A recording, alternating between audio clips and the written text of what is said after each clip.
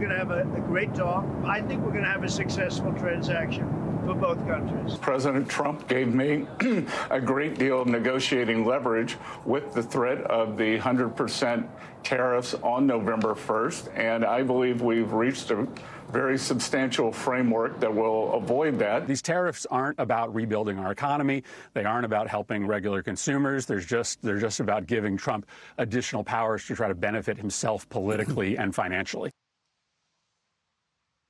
Well, there's some different takes on the tariffs as the president is overseas getting ready to meet with his Chinese counterpart, President Xi Jinping. The White House putting out what they've already accomplished, they say, in this tour, saying the Cambodia-Thailand peace agreement signing, trade deals with Malaysia and Cambodia, reciprocal trade frameworks with Thailand and Vietnam, and a critical minerals deal. And that is ahead of the meeting with China, which the president is forecasting is going to be a big event with big things happening. Let's bring in our panel. Matthew Continetti, scholar at the American Enterprise Institute, columnist for the Free Press, USA Today White House correspondent Francesca Chambers, and Tom Bevan, Real Clear Politics co-founder and president.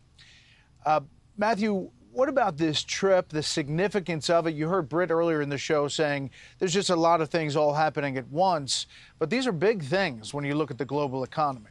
They are. This is a trip that's off to a very successful start for President Trump, but the build-up here is with his meeting with President Xi Jinping of China scheduled for Thursday. That's a meeting that Trump has wanted since taking office, and I think the question is, will the framework that we here has been established with agricultural products, rare earth minerals, the TikTok deal, in exchange for avoiding this 100% tariff increase that Trump has threatened, will that be agreed to by Xi Jinping? And if so, it would be a huge win, but will we hold the Chinese accountable when inevitably they'll try to get out of the verbal agreement? Yeah, that meeting is obviously the biggest, but Francesca, the president saying, you know what, he could stay even longer, maybe. Take a listen. I'd love to meet with him if he'd like to meet. I got along great with Kim Jong Un. I liked him. He liked me. If he wants to meet, I'll be in South Korea. I would love to see him if he wants to, if he even gets this message. We haven't mentioned it. Anybody knows I'm going over there. If he'd like to meet, I'd love to meet him. President Trump on Air Force One saying he would meet again with Kim Jong Un. He does do these foreign trips based on his force of personality and his belief that his relationships with all these leaders can move the needle, Francesca. And I think that's really key on this particular trip, Brett. What you're keying in on there is that President Trump wants to get in a room with President Xi Jinping, and he wants to hash out the last bit of this trade deal. You also heard him in talking about Kim Jong Un there and the personal diplomacy that he's had in a relationship that he's had with him in the past. He's also meeting with the new Japanese prime minister, the first female prime minister, who was a close ally of Shinzo Abe, who he was very close with during his first administration. So we're really seeing the president's personal diplomacy on display on this trip, but also a focus now on Asia. There has been so much talk about the Russia-Ukraine conflict, as well as the Middle East during President Donald Trump's presidency. And here you see, at least for this trip's time being, this pivot towards Asia and China and the relationships the United States has in that region. Yeah. And Tom, the tariff policy is such a big part of Trump administration part 2 that this upcoming Supreme Court hearing and decision, whenever it comes down, is big. The New York Times writes this: will Trump's tariff survive Supreme Court's major questions test? The doctrine requires Congress to use plain and direct language to authorize sweeping economic actions by the executive branch.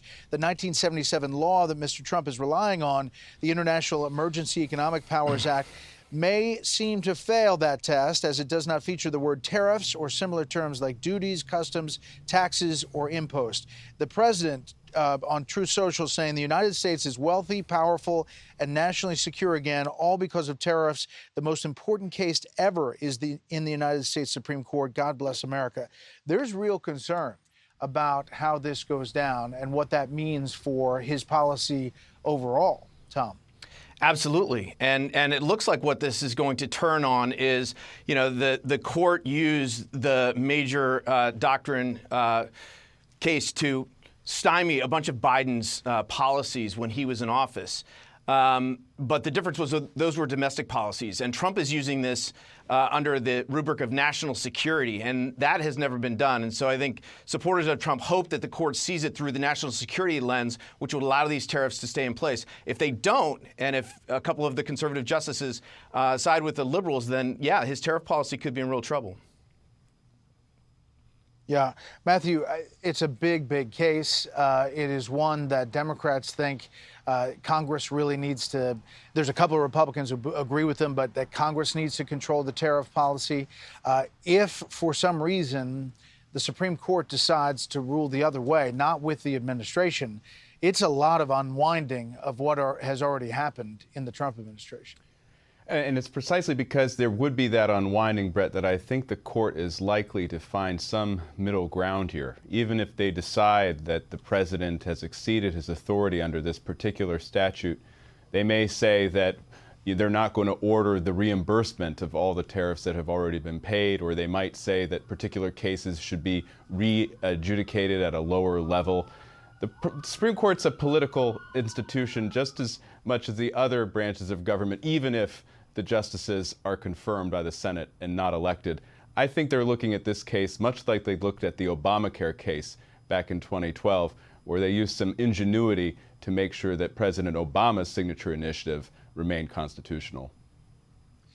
Well, another case that they're going to be looking at is, and they are looking at, is the gerrymandering and what that means as far as the Voting Rights Act. Here's Leader Jeffries and former governor of this state, Schwarzenegger.